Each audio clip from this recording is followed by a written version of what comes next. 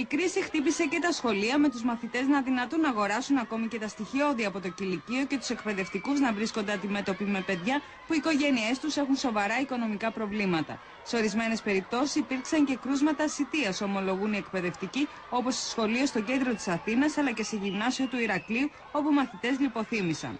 Ενήλικος μαθητής και τον βρήκε ο διευθυντής του να ψάχνει τον κάλο του σκουπιδιών μαζί με το ανήλικο παιδί του. Είναι ένα από τα πολλά περιστατικά που συμβαίνουν στα σχολεία δυστυχώς πια καθημερινά. Τον Άγιο Παντελεήμονα η Εκκλησία νομίζω ότι κάνει και πρωινό συζήτημα εκτός των μεσημεριών, και αυτό το απευθύνει κυρίως στα παιδιά τα οποία πηγαίνουν στο σχολείο για να μην πάνε νηστικά. Σύλλογοι γονέων και κηδεμόνων, σε συνεργασία με εκπαιδευτικούς, προσπαθούν στις σχολικές κοινότητες, ιδιαίτερα των υποβαθμισμένων περιοχών, να στηρίξουν τους μαθητές αλλά και τις οικογένειές τους. Πολλές φορές όμως πέφτουν πάνω στη σιωπή, καθώς αρκετοί αποφεύγουν να μιλήσουν για το πρόβλημά τους.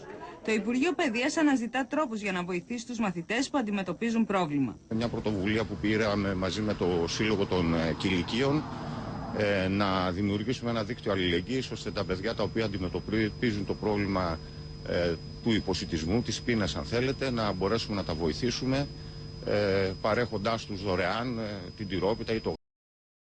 Scenes like this would have been a rarity until a few years ago. But this is Greece's new street of despair.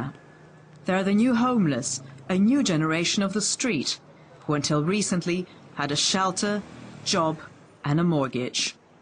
You don't need to look very far to see the country's financial crisis is rapidly turning into a social one. In just 1 year, soup kitchens have seen a 20% rise in the number of people who rely on them for their daily food. There are people who came here for first time.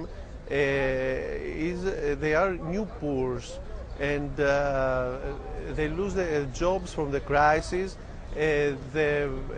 They are pensioners who goes down the incomes, and now the only place where they feel safe is here to take some food. 51-year-old Yorgos Befanis is one of these people. He's been coming here every day for the past year. His story paints a picture of the crisis to hit Greece. Until a few years ago, he had a job as a baker, but the company had to downsize as demand dropped due to the recession. When we had the money, we didn't manage it properly. We are here now begging for a plate of food.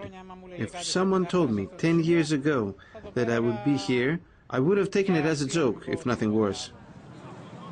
Thousands of people have lost their jobs as a result of the financial crisis in Greece, and an increasing number are finding it difficult to pay their bills. And for some, there's little choice but to sleep rough on the streets. Many of these new homeless are people who have been made redundant in the last couple of years. Unemployment has skyrocketed by over 6% in 3 years and is forecast to go higher in Greece, largely due to the massive cuts in the bloated public sector. A prerequisite by the country's lenders for Greece to continue receiving the money of a bailout package to prevent it from defaulting on its debts. Yorgos Barkouris, a musician, has been living at this shelter operated by an NGO for a month now. He says there are thousands like him who have not been as fortunate as to find a bed. I live here. I sleep here in this bed. And every night you see all the people that had no bed, no shelter, to go out. There are many people. And it's shocking, because you can't imagine where are they going now. Where are they going to sleep to protect themselves? It's, for me, it's shocking, and I'm homeless. The NGOs say homelessness is 25% higher than last year, placing numbers at around 20,000. The government says it is conducting a study to get the exact figure. In the last year, there has been a 40% decrease in hospital spending, and at the same time there's been a twofold increase in admissions, as people can no longer afford private care. Add to that the 2012 budget, which foresees more cuts in health spending. The government says next year there may be less money, but promises it will be better managed, enabling them to do more with less. We believe the cuts in spending should not be the problem.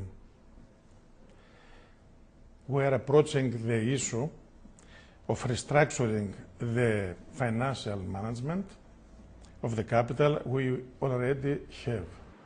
To yesterday's homeowners, who are today faced with living on the streets and on handouts, these words are of little relief.